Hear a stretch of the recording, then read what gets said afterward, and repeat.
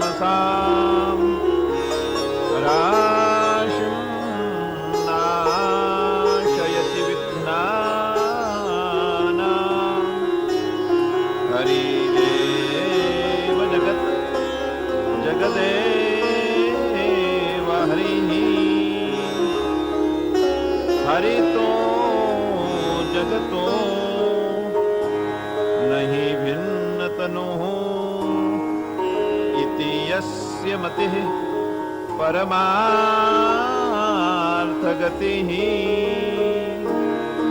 स नरो भवसागरनुद्धरति यं ब्रह्मा स्तुन्वन्ति दिव्यैस्तवैः वेदैः साङ्गपदक्रमोपनिषदैः गायन्ति यं सामगाः। नहीं देते हैं, वो खाते नहीं, इसलिए उनका शुक्र पवित्र होता है। और अब हम लोग खाने के लिए खाते हैं, इसलिए वो शोक संताप हमारे पीछे पड़ता ही रहता है और इसमें कोई संदेह नहीं। तो संत जब वो आहुति देते थे, परमात्मा को अर्पण करते थे, तो उस समय जो उनका झूठा छूट जाता, उसी झूठन को खाना, तो उनका प्रसाद खाते खाते खाते खाते मेरा अंतःकरण मन पवित्र हो गया।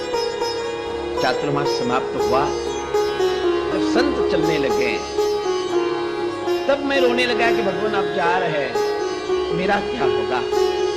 मैं आपके साथ में खाता था, आपका सत्संग सुनता था, कोई कष्ट नहीं आता।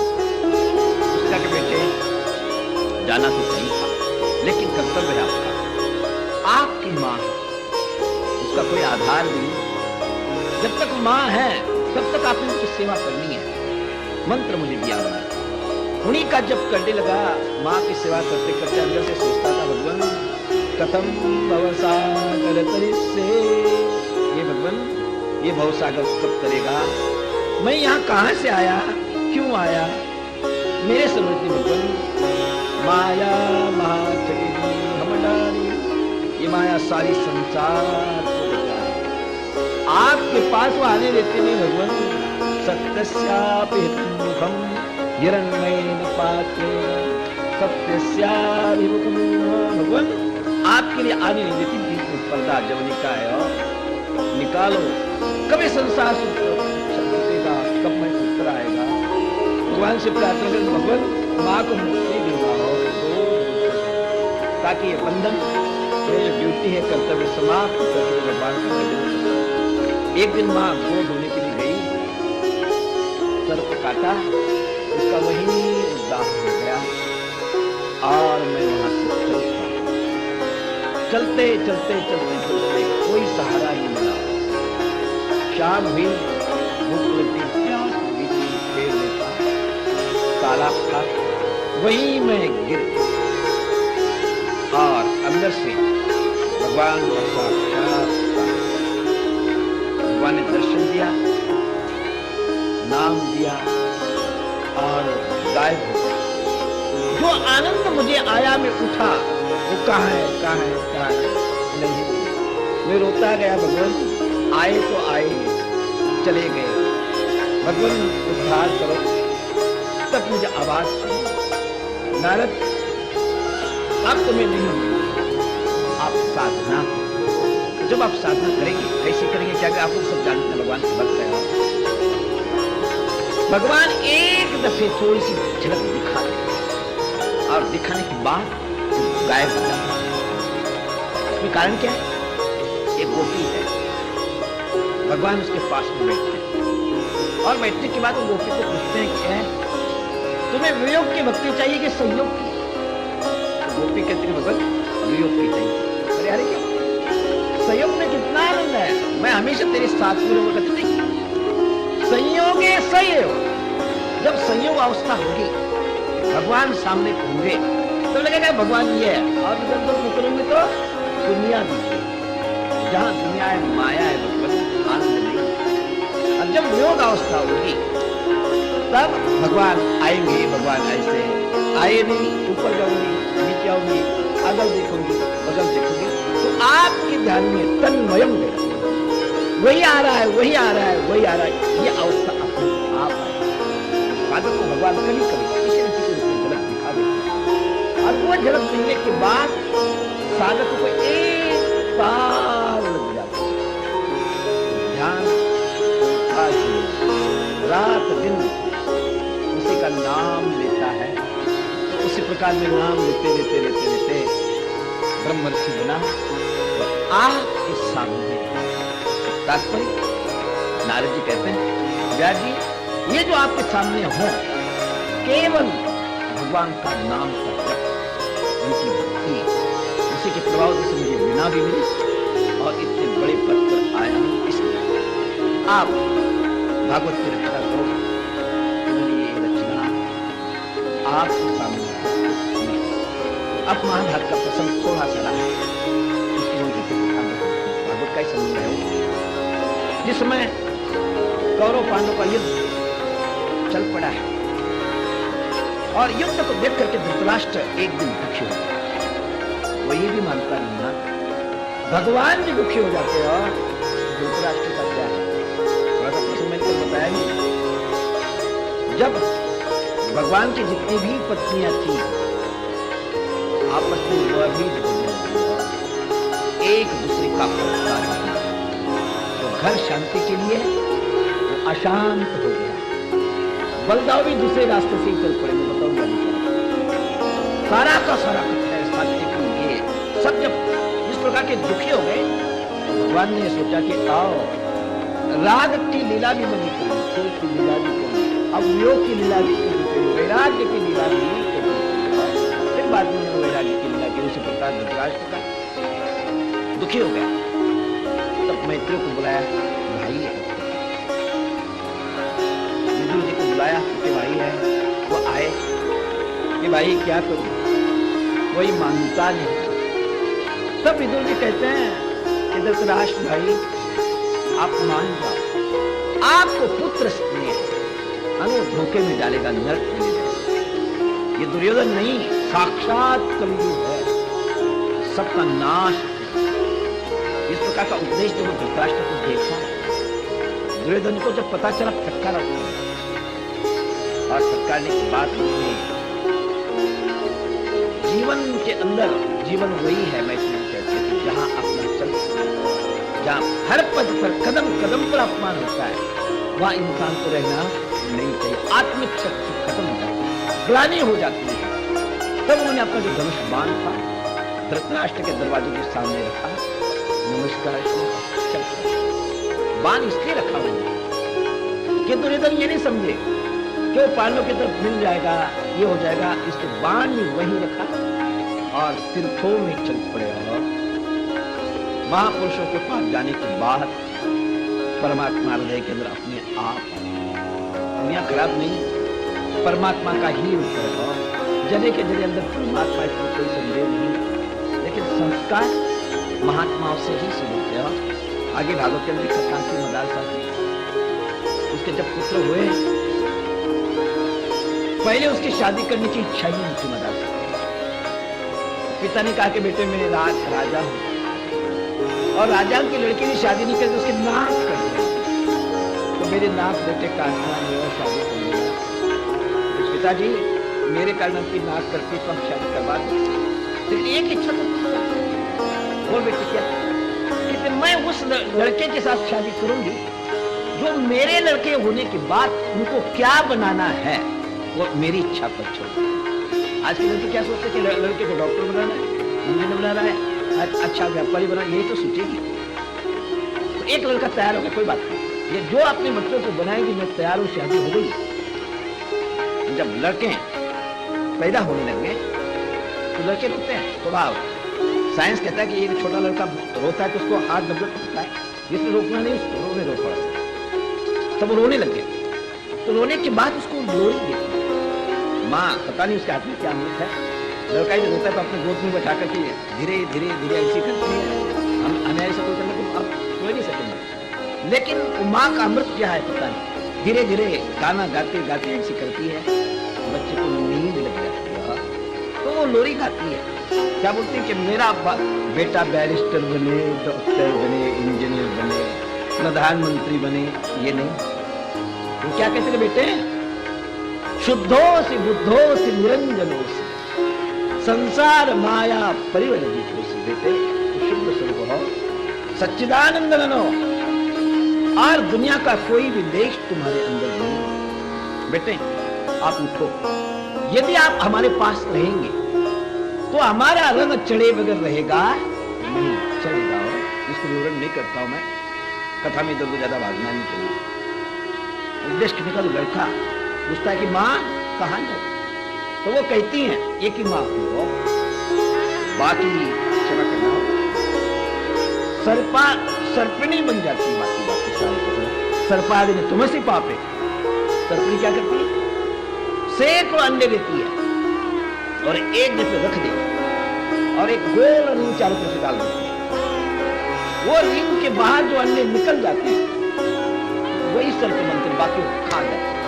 सर्पादिनी तुम्हें से पापे, अपने ही अंडों को खाते हैं, उसी प्रकार हमारा भी बच्चा यदि भगवत भक्ति में लगता है तो कहते अरे बिगड़ जाएगा। रखो ये, सबसे बड़ा पाप क्या है, किंतेन कृते चौरेन आत्मघाती, किंतेन न कृतम पापम चौरेन आत्मघातिना। उसने कौन सा पाप नहीं किया दुनिया का, जिसने अपनी आत्मा को जाना, परमात्मा को पहचाना। आत्मा को नहीं जाना तो फिर जन्म लेगा, और जन्मना और मरना सबसे बड़ा दुनिया के अंदर है। सबसे बड़ा अनुभव ऐसी थी, जब बच्चे चलने लायक होते थे, तो बेटो उठो जागो, कहाँ जाना है, संतों के पास, महापुरुषों के पास जाना हो, वही तुम्हारे संस्कार ठीक हो, वही परमात्मा के पास हो जाते हो।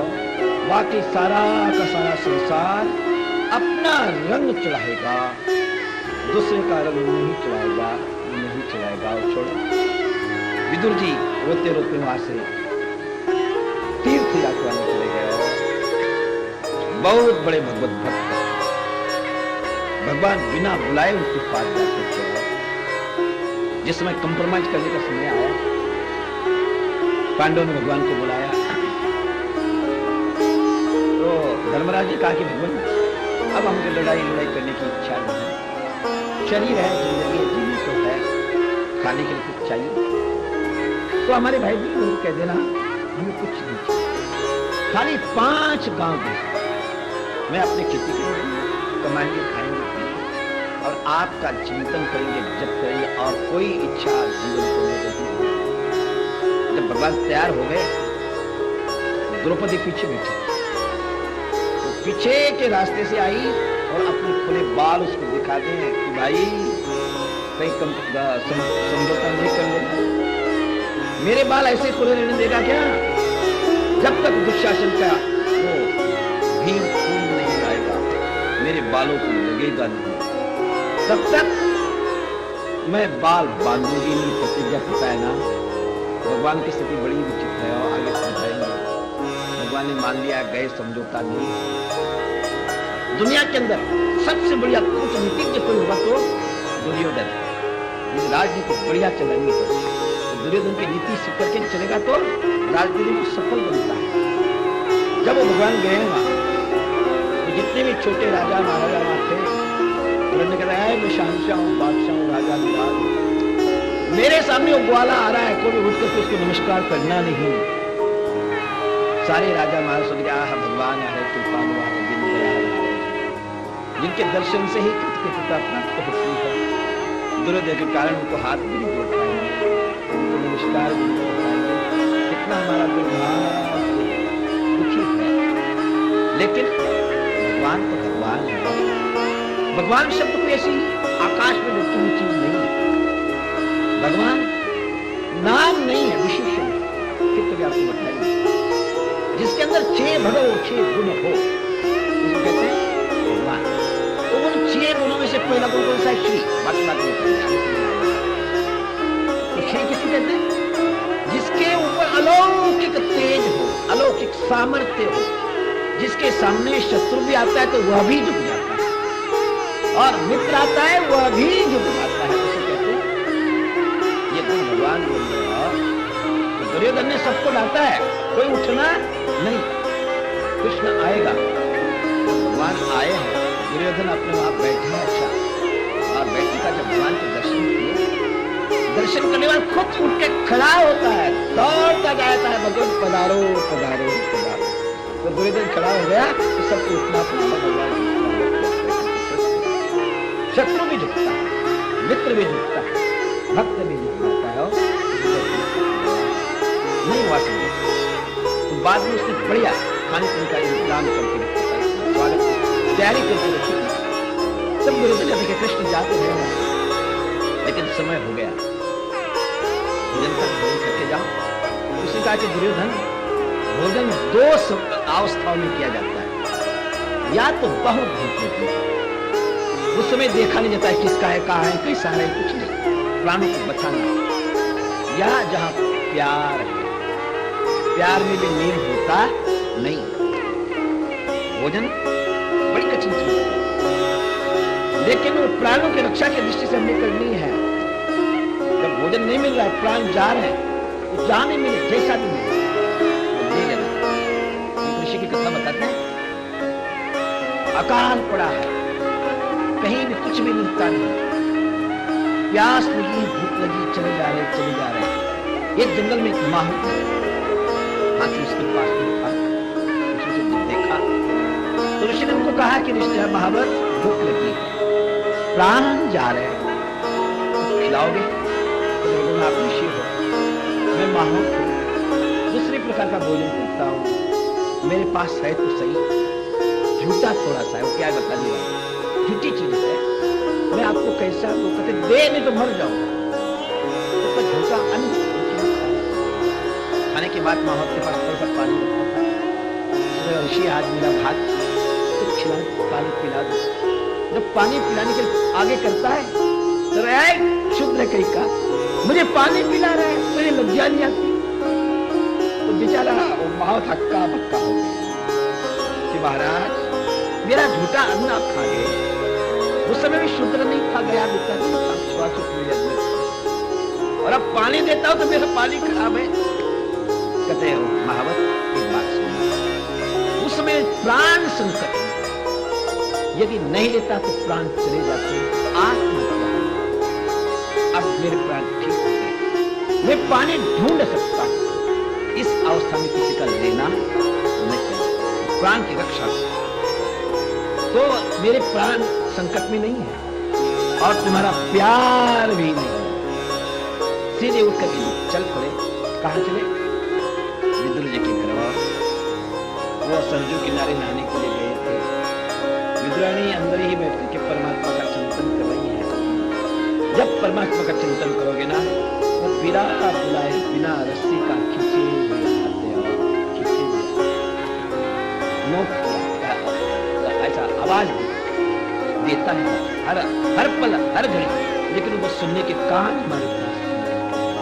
आवाज भी। विदुरानी उठी, जब दरवाजा खोलते तो सुन को भूल गया, प्यार में मस्त। भगवान अंदर आए, वहां बेटी के लिए आसन था, पीड़ा था, लेकिन उस पर खुद बैठ और भगवान को नीचे बैठा दिया। क्या केला लाई उसको छिला और छिलके भगवान को देती है केला। भगवान पता नहीं कितने समय से, कितने युगों से भूखे थे, पता नहीं, और वो प्यार से खाते जा रहे, खाते जा रहे। इतने में विदुर जी आए, खोलकर अंदर आने के बाद देख रहे कि मेरा जबराधार विश्वंभर संपूर्ण संसार को जो पालता है, पोसता है, खिलाता है, कभी भी किसी को भूखा रहने देता नहीं, छिलके खा रहा है। विदुरानी केले खा रही। ए, क्या कर रही है? होश में गलती थी गलती। बाद में बेचारे कपड़े को ठीक पहने, फिर अंदर से कोई चीज लाती है तो भगवान कहते विदुर जी, जो केले के छिलके के अंदर स्वाद था, वो अब किसी के अंदर आएगा बिना बुलाया। बुलाने से तो कोई भी आ जाएगा। उसके छिलके को संपूर्ण संसार के भोग से महान प्रभु राम के सामने माँ कौशल्या बैठ जाती है और प्यार से भोजन खिलाती। क्या वो भोजन बांट सकता था? आजकल प्रपंच के सूट से वो डाइनिंग रूम के अंदर डाइनिंग टेबल होता है, कभी आप बैठो खा लो, पटक के सामान रख जाती। मुझे तो किट्टी में जाना है, मामा पास समय नहीं, उसके पास समय नहीं। अरे नहीं, बहुत बड़ा यज्ञ है, कोई समझेगा नहीं। इसलिए बच्चे भी ऐसे हो गए, वो भी ऐसे हो गए। भोजन सबसे बड़ा यज्ञ, सबसे बड़ी साधना। आज जो खराबी अपने अंदर आ रही, क्या कारण है? माताएं जब आप भोजन बनाती ना, आप ऐसे नहीं, तो उससे शुरू की बात है। जब किचन में भोजन बनाने जाती तो वो भी चप्पल पहन करके ही जाए, हाथ पैर धो करके शुद्धिते से जाती कि नहीं पता नहीं खाना है क्या करे, रोज कहीं न कहीं जाकर खाना पड़ेगा। लेकिन देखने के बाद बड़ा मुश्किल। चलो वो भी ठीक है, साल से जिस समय वो भोजन बनाती है ना, भोजन बनाते समय क्या होता है? श्री कृष्ण गोविंद हरे मुरारे, हे नाथ नारायण वासुदेव, श्री कृष्ण शरणम मम, ये बोल कोई भोजन बनाता है? नहीं रे राम। वो जो पिक्चर के अंदर गाने सुनते हैं, उसी को गाना सुनते हैं, और फिर जिसने वो गाना गाया है उसको देखते हैं, जिसने बनाया उसको देखते हैं, तो वही संस्कार उनके हाथों से बाहर, वह संस्कार उस भोजन के अंदर जाएगा, उसी का खून बनेगा, रजवीर्य बनेगा, और बच्चे भी ऐसे ही होंगे। पिक्चर के अंदर वो एक्टर कैसा एक्शन करके कैसा दूसरे को मारता है, कैसे दूसरे को फंसाता है, कैसा लड़की को भगाता है, उसी को चिंतन करते हुए भोजन बनेगा। तो अपना लड़का भी ऐसा ही, अपनी लड़की भी ऐसी निकलेगी। हम सोचते हैं ऐसा क्यों? अपने को देखा नहीं, अपने अचन को नहीं देखा, इसकी गर्त में जाते हैं। विदुर जी इस प्रकार के महान थे, वही विदुर जी जिसके पीछे पीछे भगवान रहते हैं। दुर्योधन के फटकारने से वहां से वो चल पड़े। कहाँ गए? चलते चलते साहित्य करते करते करते जमुना किनारे आए, और दुनिया के अंदर सिद्धि का स्थान नर्मदा देवी, भक्ति की धारा जमुना है, और ज्ञान स्वरूपा मां गंगा है। भक्ति करनी है तो नर्मदा किनारे जाना चाहिए। वहां कैसा भी कोई भी जाए, वो अपने आप उसका हृदय अंतखंड अपने आप भक्तिमय बन जाता है। हमारे संप्रदाय के अंदर, वेदांति के अंदर एक शंकराचार्य भगवान मधुसूदन सरस्वती को, बहुत बड़े वेदांति, वही भी विचरण करते करते घूमते घूमते घूमते हैं, जब जमुना किनारे आए तो भगवान ने सोचा कि आओ आप ठीक नहीं फंसे, ये वेदांती आ गया और अपना वेदांत का प्रचार करना शुरू कर देगा तो भक्ति माता का क्या होगा। भगवान को ही चिंता होगी।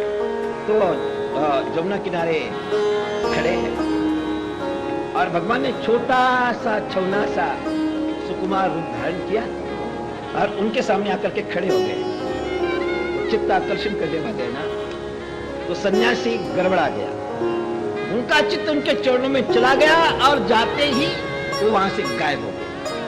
अरे अरे अरे अरे अरे अरे ये कौन था, किसका बेटा था, कहाँ गया, कैसा गया? ढूंढने लगे गलियों में, घर घर के अंदर ढूंढते हैं, कोई मिलता नहीं। आखिर ये बोलिया तो ठीक है, बच्चों को देना शुरू किया तो भी वो आता नहीं। मन उसने रात भर नींद नहीं है, उसी बच्चे का ध्यान कर। तब प्रातः काल वो जमुना किनारे खड़े, बहुत बड़े वेदांती थे और अद्वैत सिद्धि जैसे उन्होंने ग्रंथ लिखे, जिसको पढ़ना भी मुश्किल, हमने बहुत पढ़ा, लेकिन यत् पठितम तत् गुरवे निवेदितम, जो पढ़ा वो गुरु जी को दे दिया। अभी हमारे पास कुछ है, सच में बताता कुछ नहीं।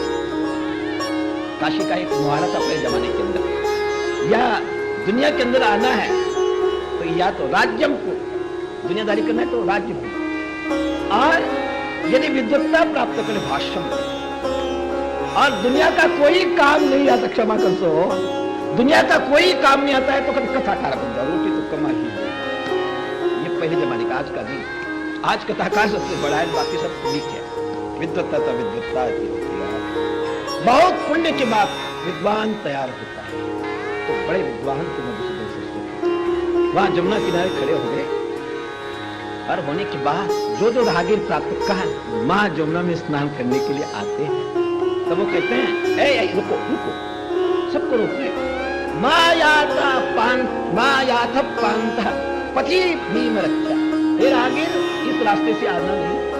अरे सुत है कि भाई? कहते आपको पता नहीं, जिसको अपना संसार समाप्त कर देना है वही इस रास्ते पर आना।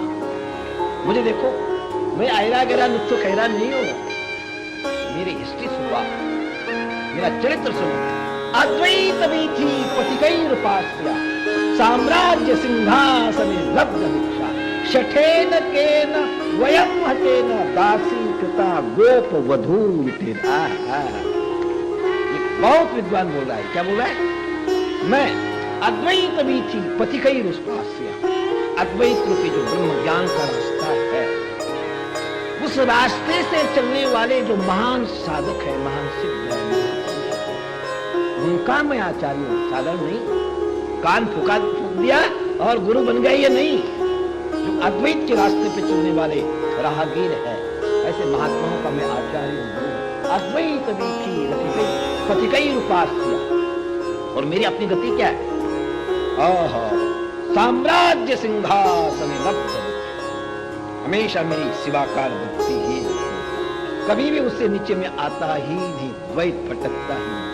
साम्राज्य सिंहासन लब्ध दीक्षा।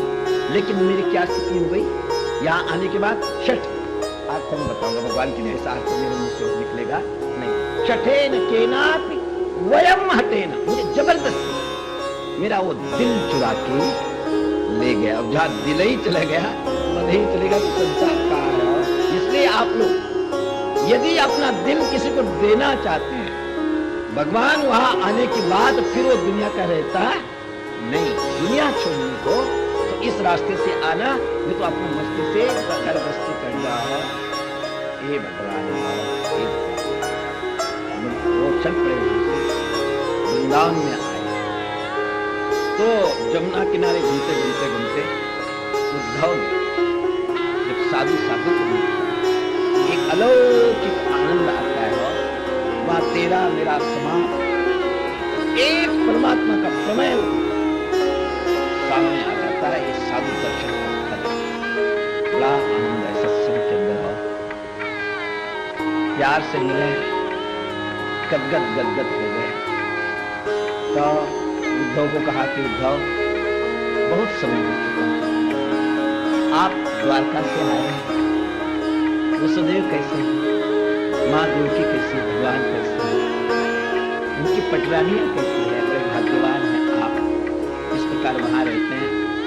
तो उद्धव रोते हैं कि विदुर जी, ना देवकी रही, ना वसुदेव रहे, ना भगवान का श्री विग्रह आकृति रही, ना कोई दीपिका रही। सारा का सारा काल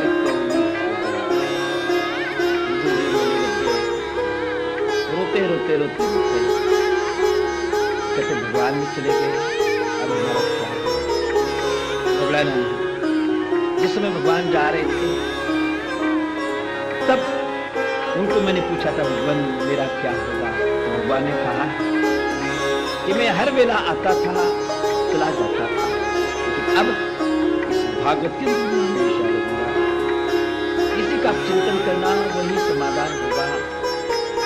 तब उन्होंने कहा कि उद्धव, हमें भी बताओ भगवान ने क्या उपदेश दिया? भगवान का उपदेश महान होता है। संतों का भगवान का एक भी शब्द अनुभव किया गया तो जीवन का कल्याण करता है। तब उद्धव ने कहा कि कोई बात नहीं, भगवान ने तो मुझे आदेश किया, आप बद्रीनाथ चलिए, वही उसका चिंतन करना। तो भगवान का वाक्य को पालना मेरा कर्तव्य है।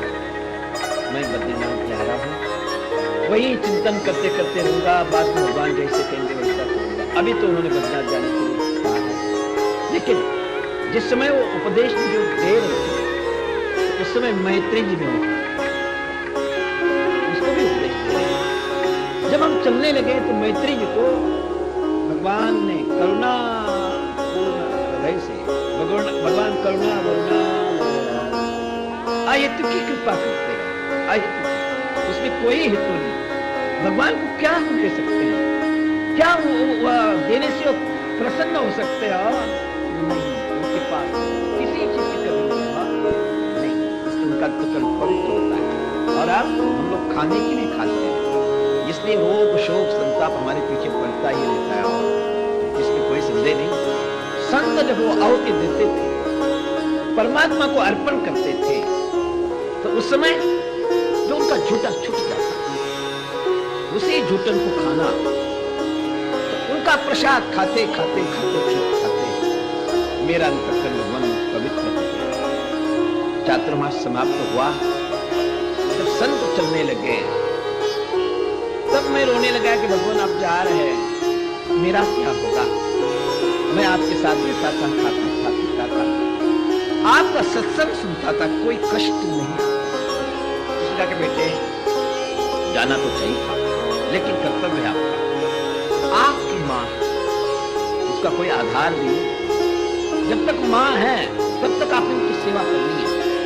मंत्र मुझे दिया, उन्हीं का जब करने लगा, माँ की सेवा करते करते अंदर से सोचता था, भगवान कथम भवसागर से, ये भगवान ये भवसागर कब तरेगा? मैं यहाँ कहाँ से आया, क्यों आया? मेरे समझ में भगवान माया महाठगिनी हम डाली, ये माया सारी संसार को आपके पास वो आने देती नहीं। भगवान सत्यस्याभिमुखम हिरण्मयेन पाते सत्यस्याभिमुखम, भगवान आपके लिए आने नहीं देती, पर्दा जब लिखा है और निकालो, कभी संसार सुख छूटेगा, कब मैं छुटकर आएगा। भगवान से प्रार्थना कर, भगवान माँ को मुक्ति देना हो, ताकि ये बंधन में जो ड्यूटी है कर्तव्य समाप्त करके भगवान का भजन कर। एक दिन माँ गो धोने के लिए गई, दर्द काटा, उसका वही साफ हो गया, और मैं वहां से चलते चलते चलते चलते कोई सहारा नहीं मिला। शाम हुई, भूख लगी, प्यास लगी, पेट में तालाब था, वहीं मैं गिर गया, और अंदर से भगवान का साक्षात्कार, भगवान ने दर्शन दिया, नाम दिया, और गायब हो गया। जो आनंद मुझे आया, मैं उठा, वो कहाँ है, कहाँ है, कहाँ है? नहीं, मैं रोता गया, भगवान आए तो आए, चले गए, भगवान उद्धार करो। तब मुझे आवाज नारद, अब तुम्हें नहीं मिलेगा, आप साधना करो। जब आप साधना करेंगे, कैसे करेंगे, क्या करें, आप लोग सब जानते हैं, भगवान के भक्त हैं। भगवान एक दफे थोड़ी सी झलक दिखा देते हैं, और दिखाने के बाद गायब हो जाते हैं। इसमें कारण क्या है? एक गोपी है, भगवान उसके पास में बैठते हैं, और बैठने के बाद वो गोपी को पूछते हैं कि तुम्हें वियोग की भक्ति चाहिए कि संयोग की? गोपी कहती है, भगवान वियोग की चाहिए। अरे अरे क्या संयोग में कितना आनंद है, मैं हमेशा तेरे साथ मिलूंगा। कहते नहीं, संयोगे संयोग, जब संयोग अवस्था होगी, भगवान सामने होंगे, तो लगेगा भगवान ये है, और जब तो दूसरों में तो दुनिया दिखती, जहां दुनिया है, माया है, भगवान आनंद नहीं। अब जब योग अवस्था होगी, तब भगवान आएंगे। भगवान ऐसे आए नहीं, ऊपर जाऊंगी, नीचे आऊंगी, अगल देखूंगी, बगल देखूंगी, तो आपके ध्यान में तन्मयम देखूंगी, वही आ रहा है, वही आ रहा है, वही आ रहा है, ये अवस्था अपने आप। तो साधक को भगवान कभी कभी किसी न किसी को झलक दिखा देते हैं, और वो झलक मिलने के बाद साधक को एक ताल लग जाता है, ध्यान छोड़ता ही, रात दिन उसी का नाम लेता है। उसी प्रकार में नाम लेते लेते लेते लेते ब्रह्मर्षि बना, और आपके सामने तात्पर्य नारद जी कहते हैं, व्यास जी, ये जो आपके सामने हो, केवल भगवान का नाम का जप, उनकी भक्ति, उसी के प्रभाव से मुझे बिना भी मिली और इतने बड़े पद पर आया हूं। इसलिए आप भागवत की रचना करो। हमने ये रचना आपके सामने प्रस्तुत की। अब महाभारत का प्रसंग थोड़ा सा रहा, उसको बोलते थे फिर आगे भागवत का ही संबंध है। जिस समय कौरव पांडव का युद्ध चल पड़ा है और युद्ध को देख करके धृतराष्ट्र एक दिन दुखी हो गया। वो ये भी मानता नहीं ना, भगवान भी दुखी हो जाते हैं और धृतराष्ट्र का क्या है। थोड़ा सा प्रसंग मैंने कल बताया नहीं। जब भगवान की जितनी भी पत्नियां थी आपस में वह भी झगड़ने लगे और एक दूसरे का फटका दिए। जो घर शांति के लिए वो अशांत हो गया। बलदाव भी दूसरे रास्ते से ही चल पड़े। मैं बताऊंगा सारा का सारा कच्चा है साथ में ये सब। जब इस प्रकार के दुखी हो गए तो भगवान ने सोचा कि आओ राग की लीला भी बनी करिए, खेल की लीला भी करिए, अब योग की लीला भी करनी चाहिए, वैराग्य की लीला भी करनी चाहिए। फिर बाद में उन्होंने वैराग्य की लीला की। उसी प्रकार धृतराष्ट्र दुखी हो गया। तब मैत्री को बुलाया, विदुर जी को बुलाया कि भाई है। वो आए कि भाई क्या करूं, कोई मानता नहीं। तब विदुर जी कहते हैं कि धृतराष्ट्र भाई आप मान जाओ, आपको पुत्र स्नेह वो धोखे में डालेगा, नरक में ले जाएगा। ये दुर्योधन नहीं, साक्षात कलयुग है, सबका नाश। इस प्रकार का उपदेश जब धृतराष्ट्र को देखा, दुर्योधन को जब पता चला फटकारा हुआ और फटकारने के बाद उसने जीवन के अंदर, जीवन वही है मैत्री कहते हैं जहां अपना चल सके, जहां हर पद पर कदम कदम पर अपमान होता है वहां इंसान को रहना नहीं चाहिए। आत्मिक शक्ति खत्म हो जाती है, ग्लानि हो जाती है।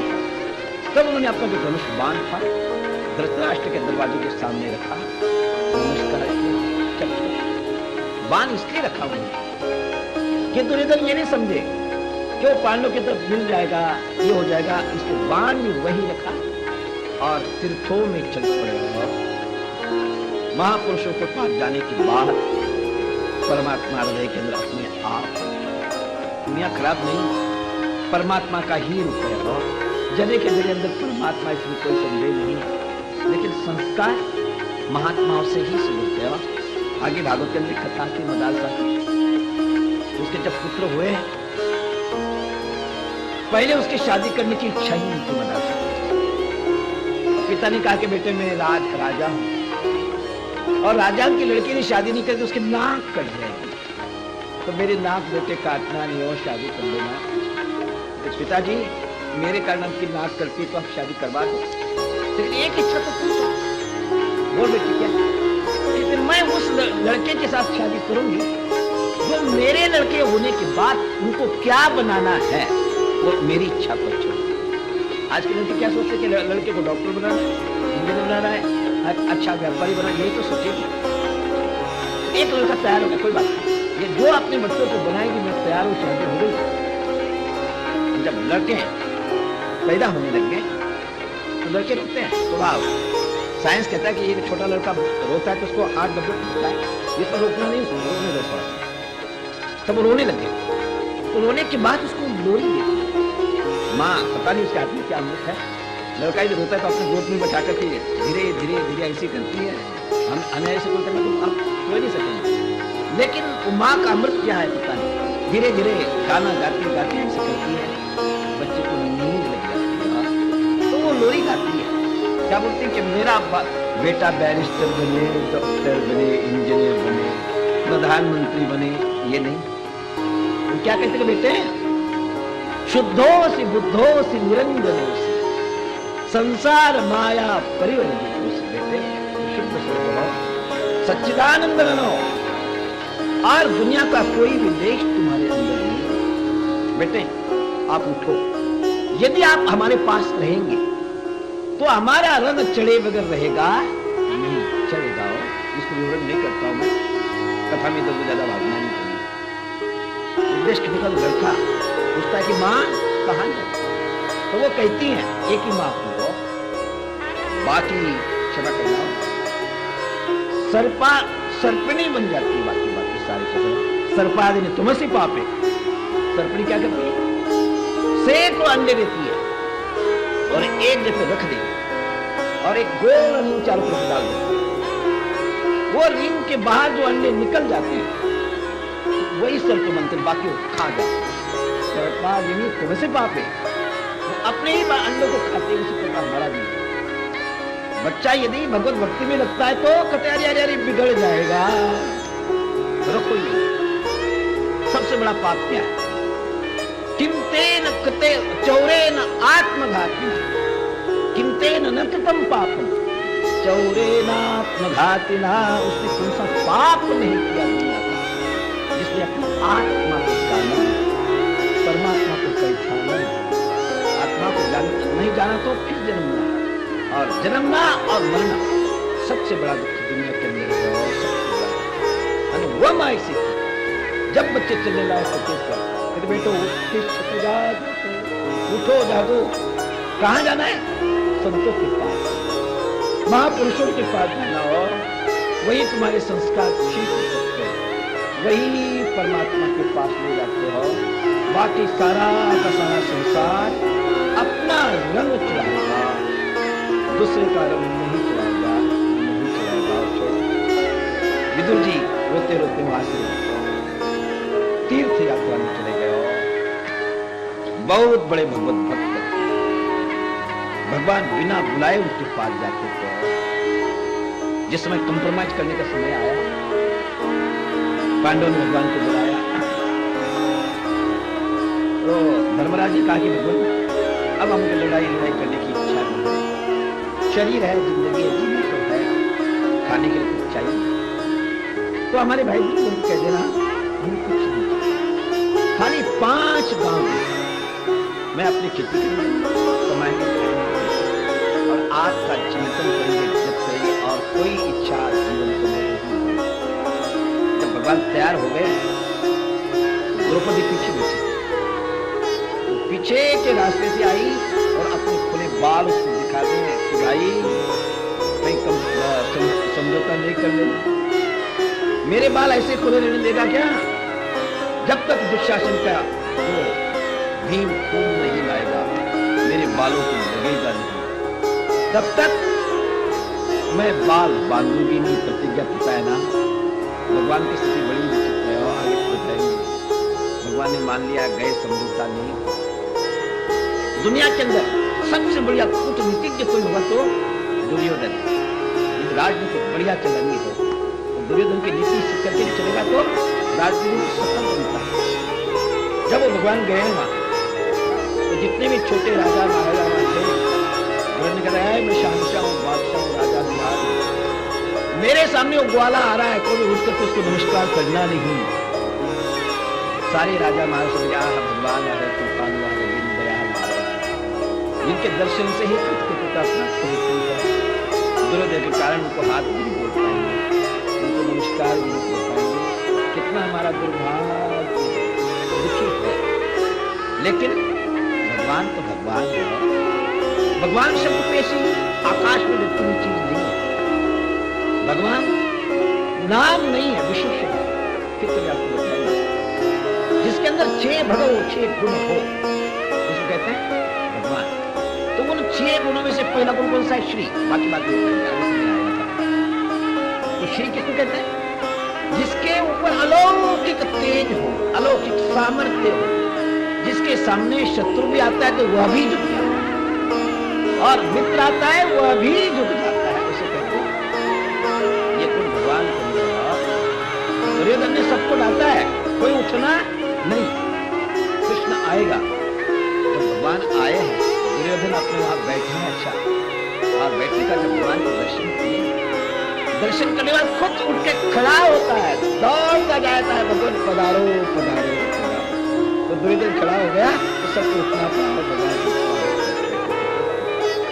शत्रु भी झुकता है, मित्र भी झुकता है, भक्त भी झुक जाता है, नहीं हुआ समझे। तो बाद में उसने बढ़िया खाने पीने का इंतजाम करके स्वागत तैयारी करके रखी। जब दुर्योधन देखे कृष्ण जाते हैं लेकिन समय हो गया, भोजन का भोजन करके जाओ। उसने कहा कि दुर्योधन, भोजन दो अवस्थाओं में किया जाता है, या तो बहुत भूख होती है, उस समय देखा नहीं जाता है किसका है, कहाँ है, कैसा है, कुछ नहीं, प्राणों को बचाना, या जहां प्यार में भी नींद होता नहीं। भोजन बड़ी कठिन चीज है, लेकिन वो प्राणों की रक्षा की दृष्टि से हमने करनी है। जब भोजन नहीं मिल रहा है, प्राण जा रहे हैं, तो जहां में मिले, जैसा भी मिले, वो नहीं लेना। ऋषि की कथा बताते हैं, अकाल पड़ा है, कहीं भी कुछ भी मिलता नहीं, प्यास नहीं, भूख लगी, चले जा रहे। एक जंगल में एक महावत हाथी उसके पास में था। उसे जब देखा तो ऋषि ने उनको कहा कि महावत, भूख लगी है, प्राण जा रहे हैं, कुछ खिलाओगे? तो आप ऋषि हो, मैं महावत हूँ, दूसरी प्रकार का भोजन करता हूँ, मेरे पास है तो सही, झूठा थोड़ा सा है, क्या बता दूंगा, झूठी चीजें है, मैं आपको कैसा दे नहीं तो मर जाऊंगा, उसका झूठा अन्न खाने के बाद माहौल के पास थोड़ा सा पानी होता, ऋषि हाथ मिला, भात कुछ खिला, पानी पिला। जब पानी पिलाने के लिए आगे करता है, शुद्र कहीं का, मुझे पानी पिला रहा है, मुझे लज्जा नहीं आती। तो बेचारा बहुत हक्का बक्का हो कि महाराज, मेरा झूठा अन्न आप खा गए, उस समय भी शुद्र नहीं था, गया बीता नहीं था, छुआछूत पूरी आदमी, और अब पानी देता हूं तो मेरा पानी खराब है। कहते हो महावत, एक बात सुनना, उस समय प्राण संकट में, यदि नहीं लेता तो प्राण चले जाते, आत्महत्या होती है। अब मेरे प्राण ठीक हो गए, मैं पानी ढूंढ सकता हूं, इस अवस्था में किसी का लेना नहीं चाहिए, प्राण की रक्षा, तो मेरे प्राण संकट में नहीं है और तुम्हारा प्यार भी नहीं। सीधे उठ करके चल पड़े। कहां चले? विदुर जी के घर। वो सरजू किनारे नहाने के लिए गए थे। विद्राणी अंदर ही बैठ के परमात्मा का चिंतन कर रही है। जब परमात्मा का चिंतन करोगे ना, वो बिना बुलाए, बिना रस्सी का खींचे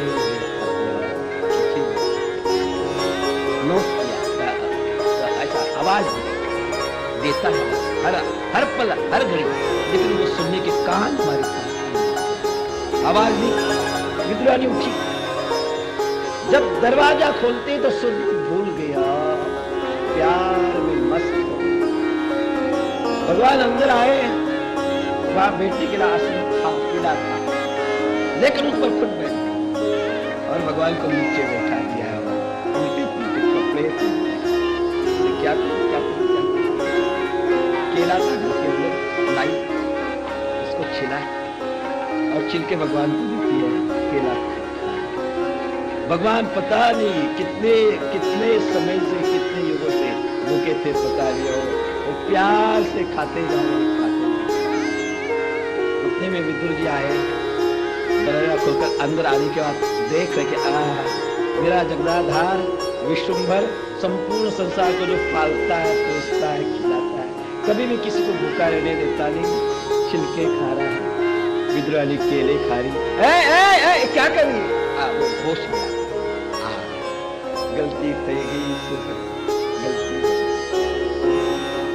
बाद में बेचारे कपड़े ठीक पहने, फिर अंदर से कोई चीज लाती तो भगवान कहते विदुर जी, जो केले के छिलके के अंदर स्वाद था, वो अब किसी के अंदर आएगा बिना बुलाया।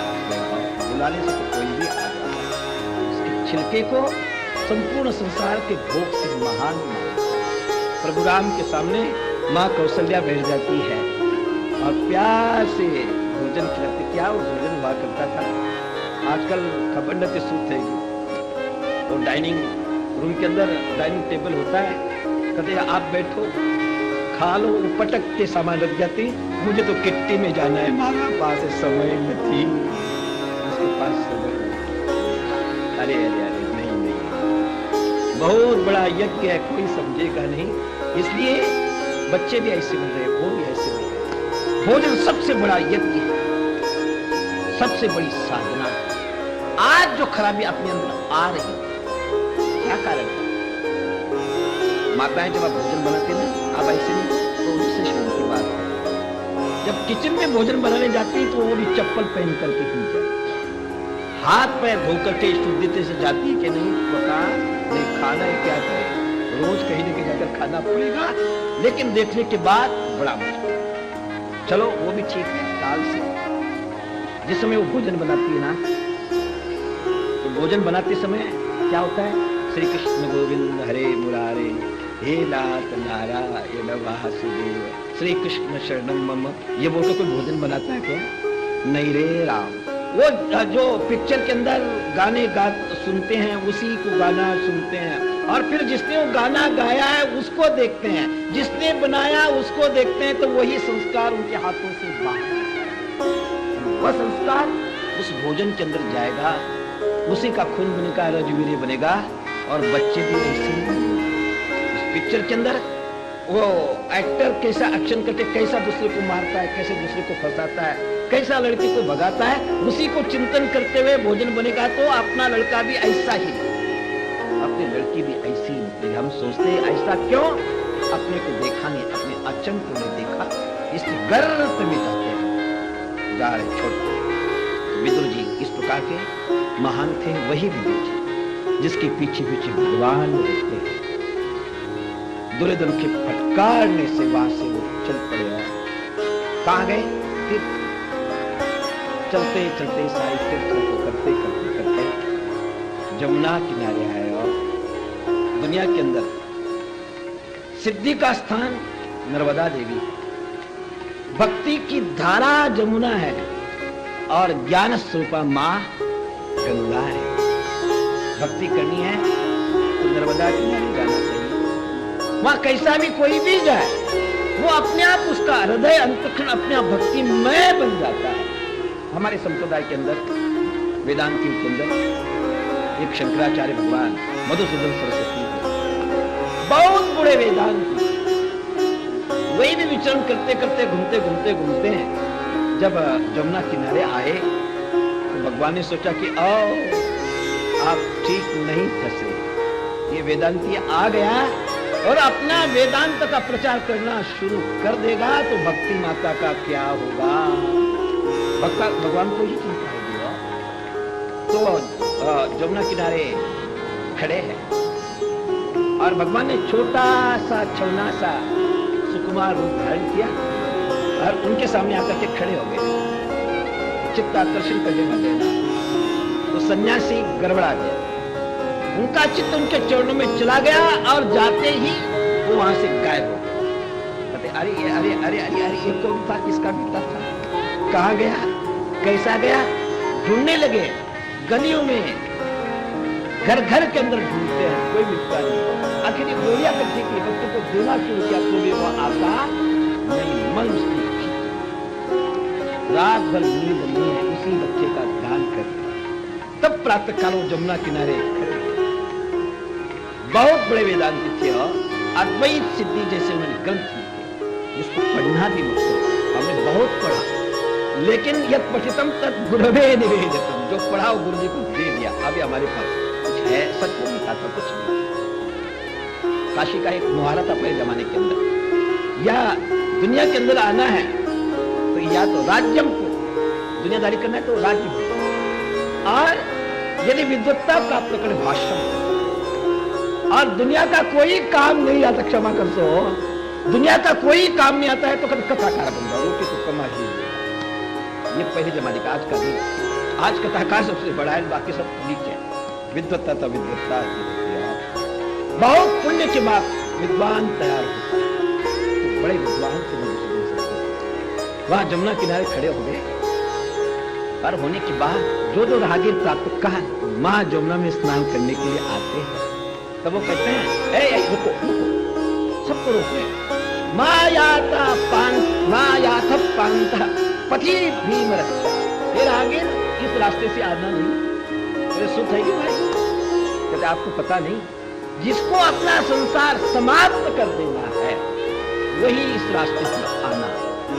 मुझे देखो, मैं आयरा गहरा नुक्सो खैरा नहीं होगा, मेरी हिस्ट्री सुनवा, मेरा चरित्र सुनो, अद्वैत वीथि पथिकैरुपास्या साम्राज्य सिंहासने लब्ध दीक्षा शठेन केन वयम हतेन दासी कृता गोप वधू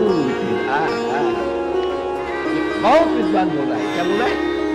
मैं अद्वैत वीथि पथिकैरुपास्या अद्वैत रूपी जो ब्रह्म ज्ञान का रास्ता है, उस रास्ते से चलने वाले जो महान साधक है, महान सिद्ध है, महापुरुष, उनका मैं आचार्य हूं, साधारण नहीं।